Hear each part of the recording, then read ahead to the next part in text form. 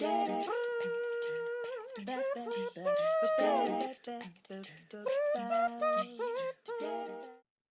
there, innovation champions. Melissa Dinwiddie here. I want to tell you a story about my very first performance improv class. I had been taking improv for a while, but this was my first performance improv class. There were 12 of us, and the teacher divided us into 4 teams of 3, and he gave us 60 seconds to come up with names for our teams. And we were like, what? 60 seconds? You got to be crazy. But that was it. We had 60 seconds. And so we didn't waste any time. And so it was that the melancholy rubber chickens and hot garbage battled it out with awkward pause and Teamy McTeam Face for the next 6 weeks. Those were our team names. Could they have been better? Sure.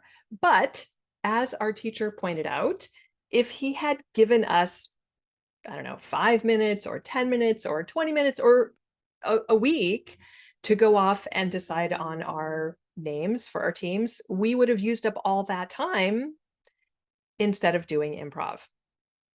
And that ridiculously tight time constraint, it actually forced us to bypass our inner critics and make a decision quickly instead of limiting creativity. This limitation actually helped to fuel it. Interesting, right? So think about the film industry. How many filmmakers break into the industry with independent films, really low budgets, and they dream about getting the opportunity to make a really big budget movie. And then when they finally do, they end up disappointing critics and disappointing moviegoers because it turned out that the budget constraint actually supercharged their creativity. And when that constraint was lifted, instead of giving them freedom, they lost their edge. This paradox has fascinated me for years. Constraints don't limit creativity, they actually fuel it.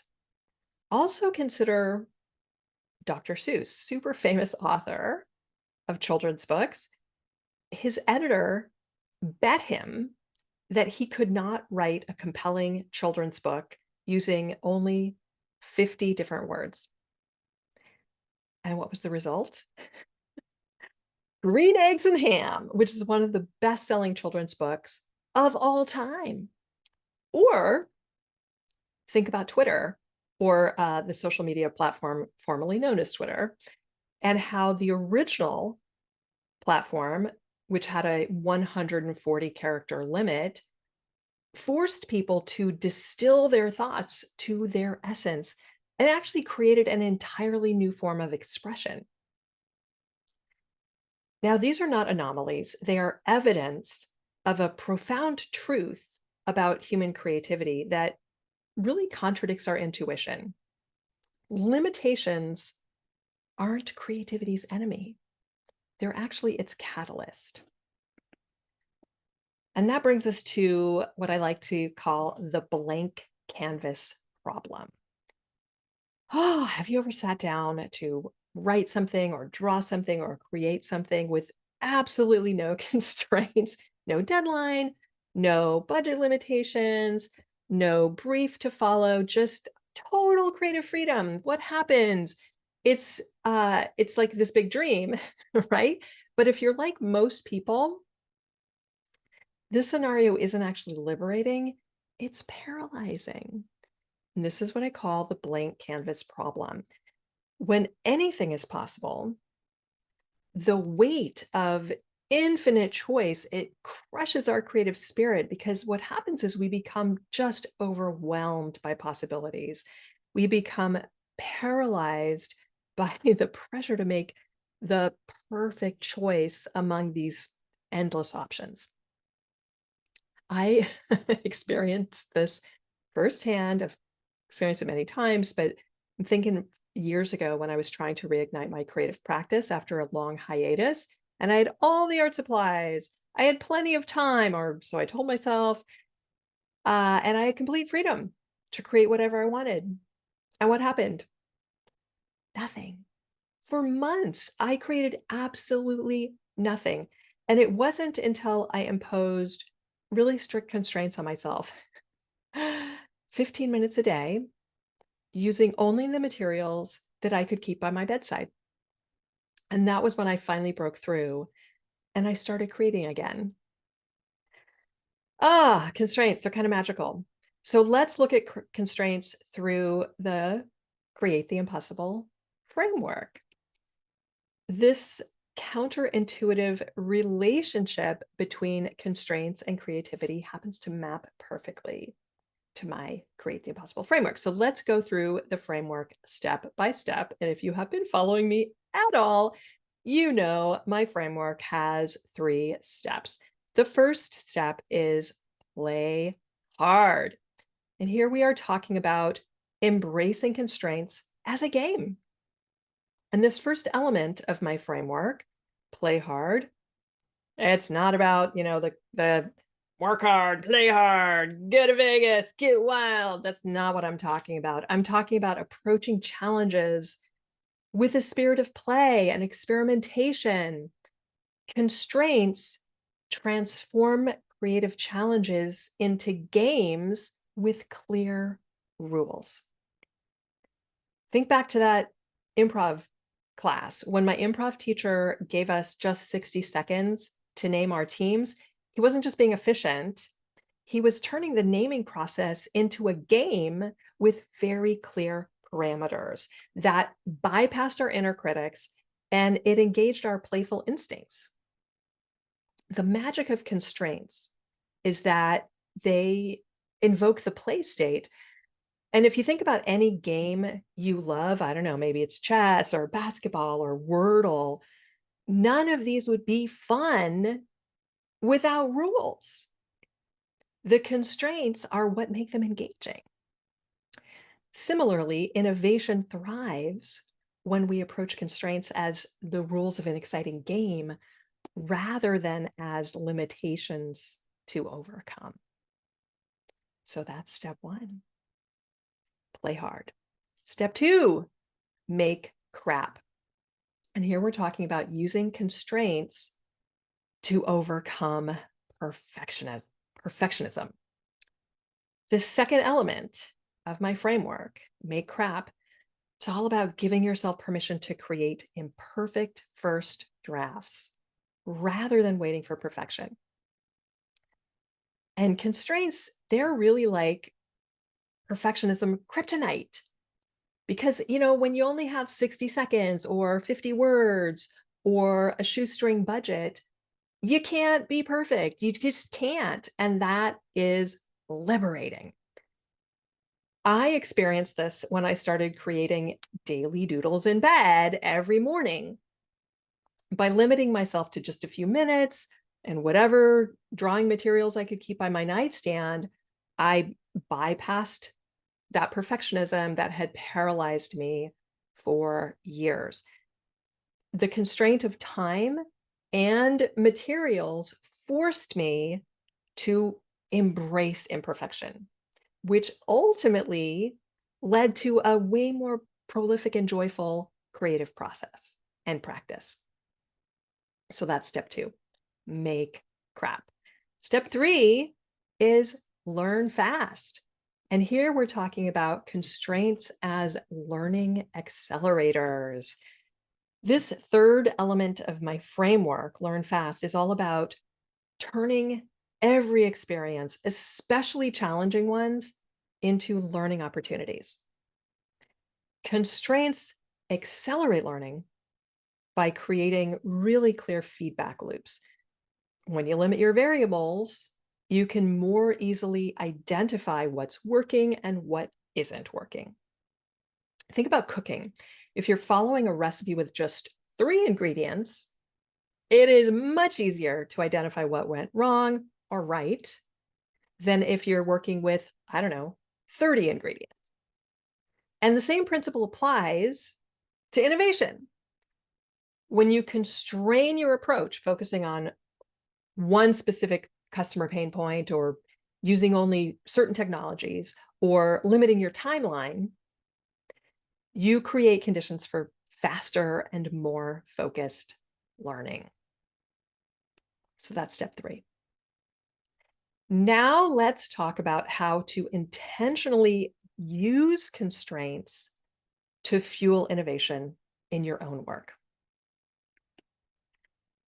Time constraints are perhaps the most powerful creativity boosters because they force decision making, they eliminate overthinking, and they create urgency that bypasses that inner critic. So here are some time constraints to try. You can try the 25-5 rule. And all this is to work intensely for 25 minutes on a single task and then take a 5-minute break and wash, rinse, repeat. You can try the ridiculous deadline. Take whatever your reasonable deadline is, cut it in half. What would you do differently? You can try the 5-minute sprint.